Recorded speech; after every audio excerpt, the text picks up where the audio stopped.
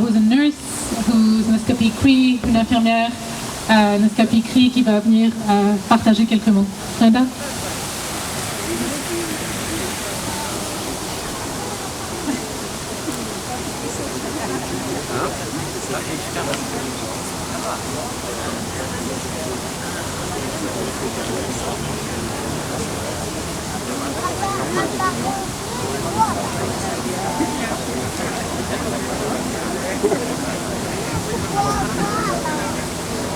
Hello, thank you all for being here.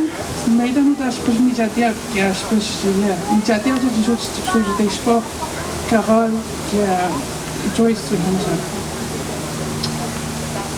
name is Glenda Sandy, Nescapi from Kawachikamatch, Quebec, and also Cree from the Kamichikamak Cree Nation in Manitoba.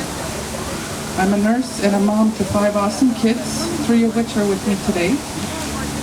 My girls couldn't join for their own respective academic and sports-related obligations, and as a mom, I have to respect their choice. And I'm grateful that they have these options because we know that there's so many youth that don't have that access to them. We know that, I'm here with my 3 sons, Shabadajis, Kyle, and Landon, right here with me. And I'm honored to be sharing this moment with many other people and trailblazers for whom I carry a lot of respect. I want to remember and thank our sister Joyce for her courage, strength, and power in getting all of us together here this evening. Joyce, to me, was the bolt of lightning that exploded something open and shone a light to the things that we as Indigenous people have known, but were unable to shed light on because of the invisible barrier that silenced us. The rain that followed in our mourning for her and grieving for her husband and children, family and community helped wash away our tears. The skies cleared up, and among the debris of the storm, Joyce showed us a way forward with Joyce's principle. As a nurse 1 year ago today, I was ashamed to be associated with the profession.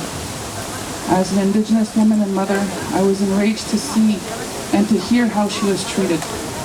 As both, I knew that this was not an isolated incident, and this added to my shame for not being able to do more in my almost 20-year career as a nurse.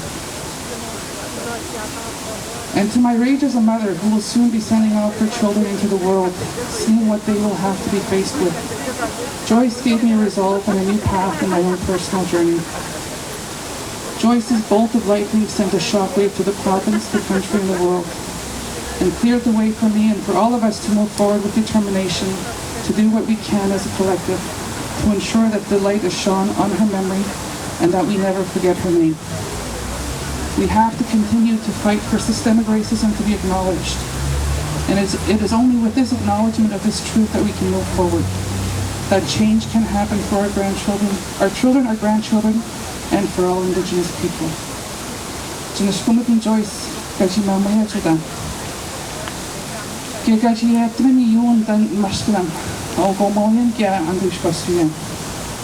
Miigwet's Joyce for bringing us together and breathing a new life to my path as a mother and as a nurse. Thank you.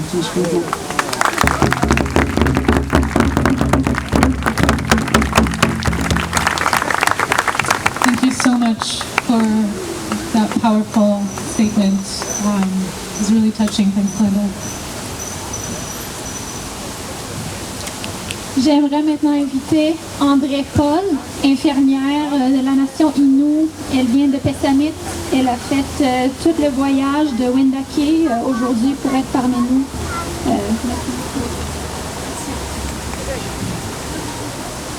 Merci beaucoup. Bonsoir à tous. Comme disait Samir, je suis infirmière autochtone.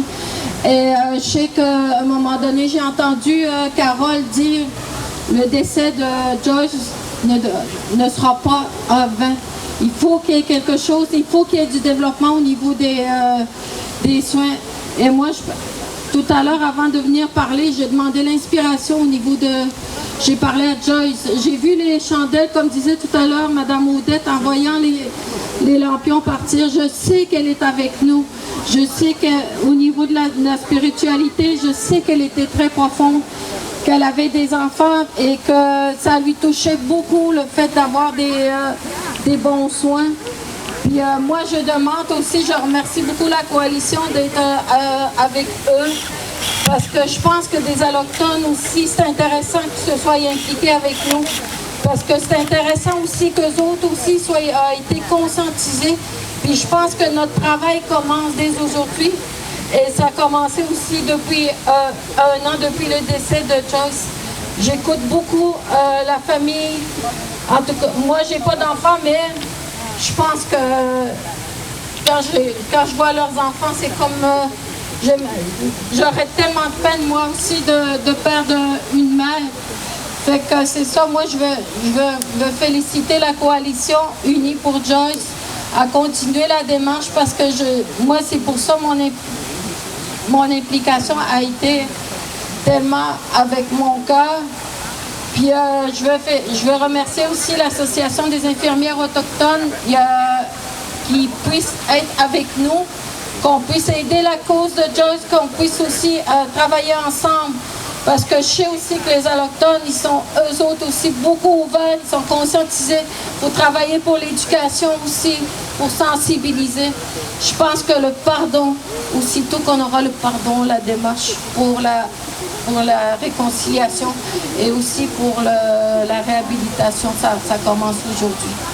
Et vos Québécois, je vous invite à travailler avec nous, parce que je pense qu'il y a beaucoup de choses qu'on peut apprendre ensemble à travailler avec, au niveau de la santé, au niveau de tous les secteurs d'activité. Donc, je remercie la coalition de nous avoir invités pour travailler avec vous, et on va continuer à travailler avec vous aussi. Merci beaucoup.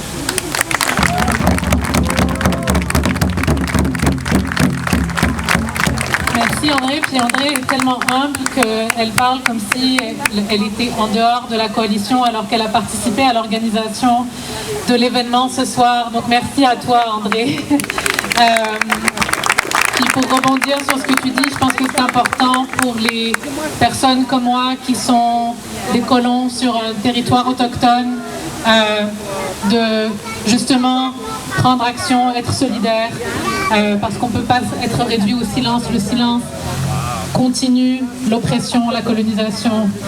Donc c'est une responsabilité et un devoir pour nous d'être en solidarité et de soutenir le principe de Joyce et les luttes pour la justice et pour l'autodétermination des peuples autochtones. J'aimerais inviter Dr. Raven Dumont-Maurice, qui est pédiatre algonquine de Kilganzibi.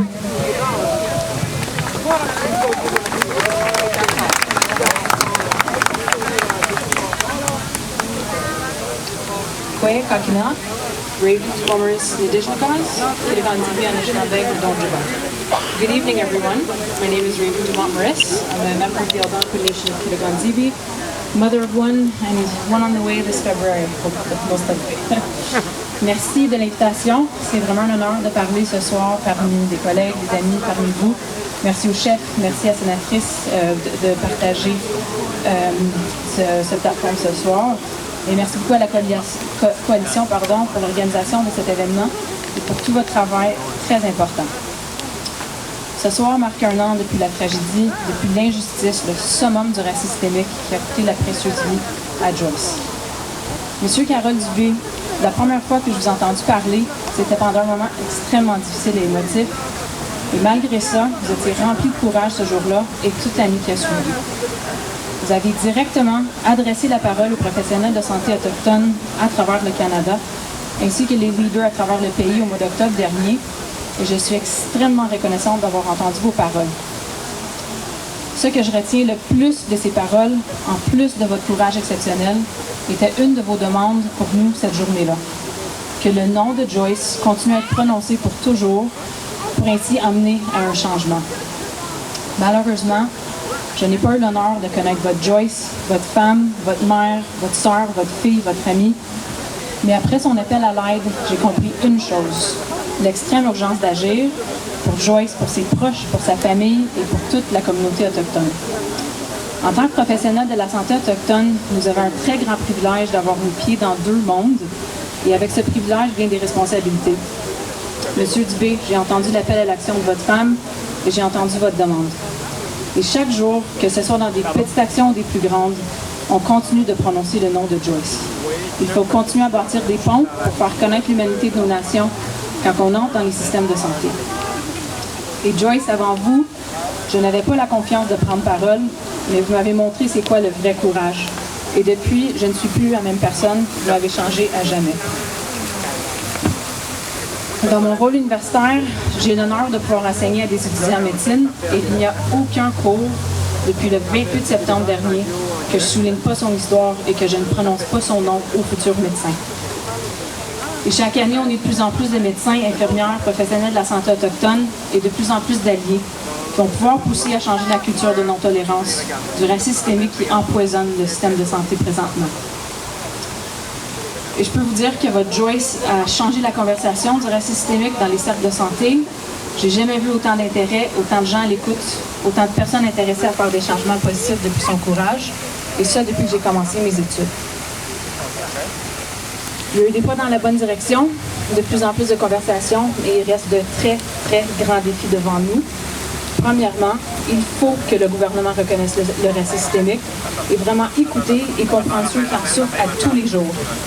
Et deuxièmement, il faut que le principe de Joyce soit implémenté sans altération, non seulement de façon provinciale, mais aussi nationale, afin d'assurer une santé et une sécurité à tous les peuples autochtones.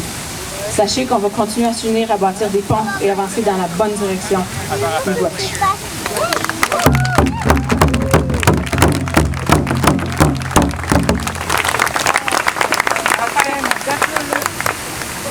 Merci, Raven. Last but not least, I'd like to invite Alicia Tuchefik, community social worker from the community of Kujuarapik in Nunavut.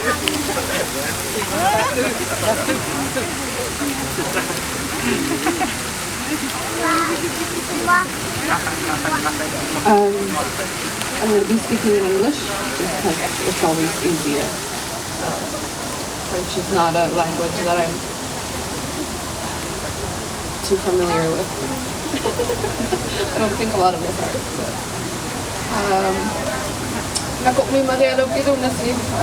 Thank you for inviting me to speak once again. Last year, we lost an incredible person, even though I didn't know her. And from throughout everyone's stories that I've listened to and paid attention to, I've discovered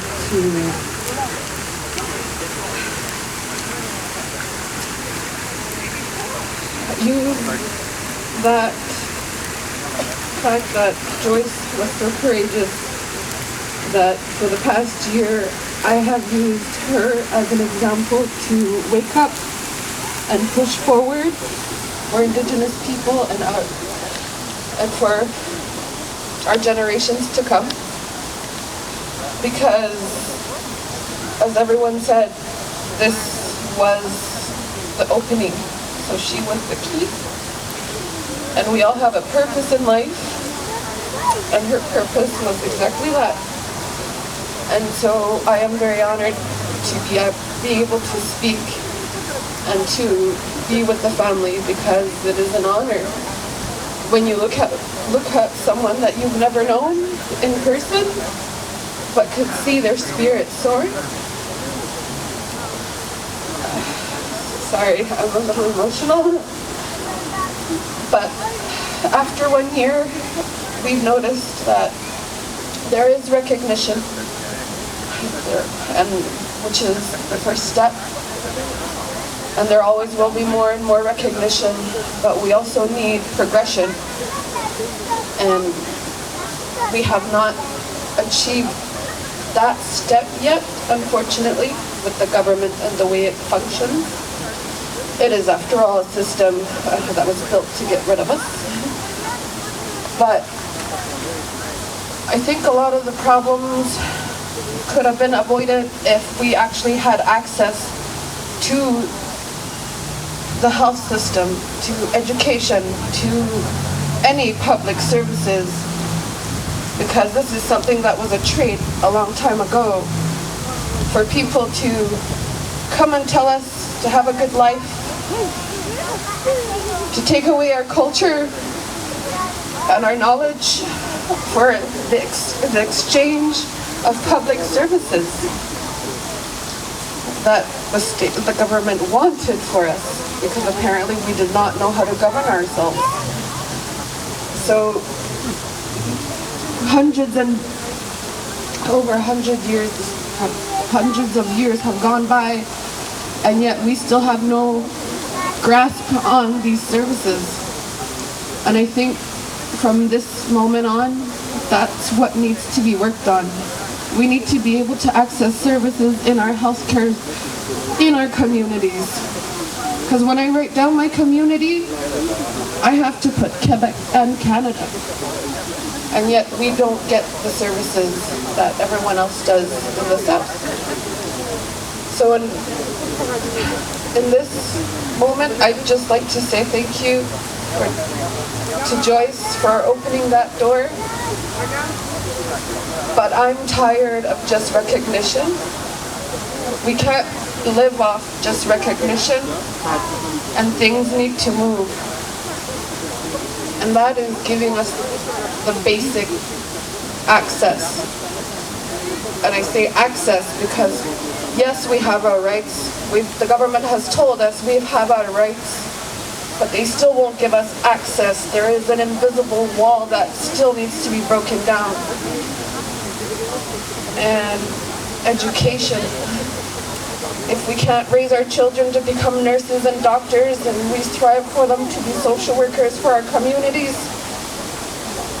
you want us to thrive, but you don't give us the access once again. So that is the issue, that we still haven't gotten our side of the trade. And I hope from this moment on, things start moving.